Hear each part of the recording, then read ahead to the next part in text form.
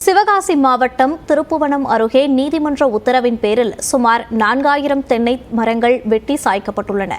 விவசாயிகளின் எதிர்ப்புக்கு மத்தியில் அதிகாரிகள் இந்த நடவடிக்கை எடுக்க காரணம் என்ன விவரிக்கிறது இந்த செய்தி தொகுப்பு.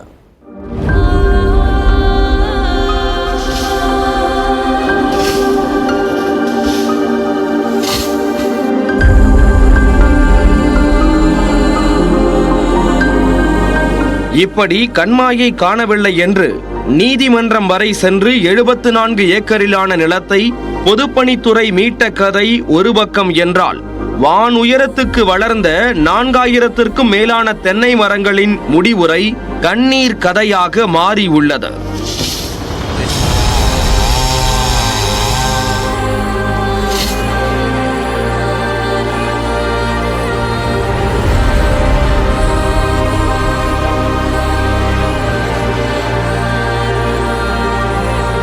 சிவகங்கை மாவட்டம் திருப்புவனம் அருகே உள்ளது லாடனேந்தல் கிராமம். இங்குள்ள 75 ஏக்கர் பரப்பளவில் சுமார் 4000 தென்னங்கன்றுகளையும் வாழைக்கன்றுகளையும் வளர்த்து விவசாயிகள் விவசாயம் செய்து வந்தனர்.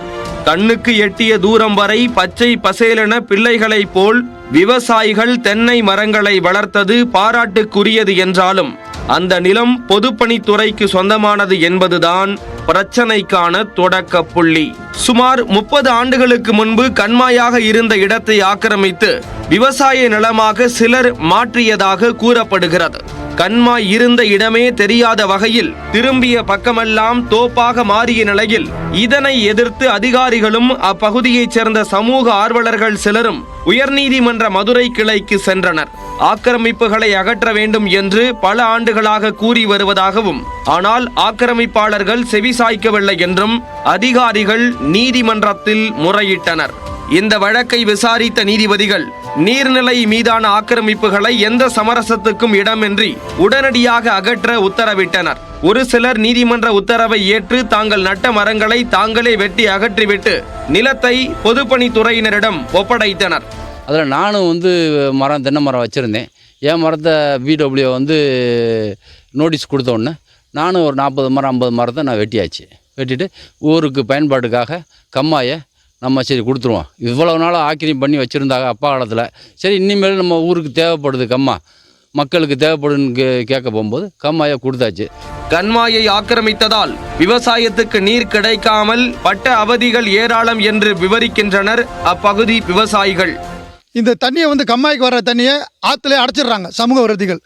இங்கே தென்னை மரம் இருக்கிற வாழை மரம் இருக்குன்னு சொல்லிட்டு அங்கேயே அடைச்சி வச்சுட்டு இந்த கம்மாய்க்குள்ளே வர விடுறது கிடையாது தண்ணியை.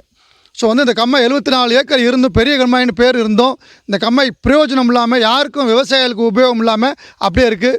ஆனால் பெற்ற பிள்ளைகளைப் போல வளர்த்தவற்றை வேரோடு வெட்டி சாய்ப்பதை ஏற்க முடியாமல் கண்ணீர் வடித்தனர் தென்னை வளர்த்த விவசாயிகள்.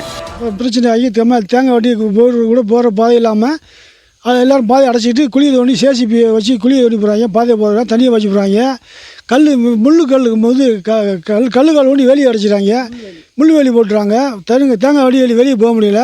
ஐயா அப்பா வச்ச மரத்தை 60 மரத்தை வெட்டினா அவங்க பாதி பேர் வெட்டி எடுக்க 400 மரம் 500 மரம் வச்சு எடுக்காமல் இருக்காங்க. நான் ரொம்ப கஷ்டப்பட்டு இருக்கேன். எல்லா மரத்தையும் வெட்டிட்டேன். அதே சமயம் அனைத்து தென்னை மரங்களையும் 1 மாதத்திற்குள் அகற்றிவிட்டு கண்மாய் தூர்வாரப்படும் என்று பொதுப்பணித்துறை தரப்பில் தெரிவிக்கப்பட்டுள்ளது. நியூஸ் 18 தமிழ்நாடு செய்திகளுக்காக செய்தியாளர் சிதம்பரம். இடைவேளைக்கு பிறகு தொடர்ந்து செய்திகளை பார்க்கலாம்.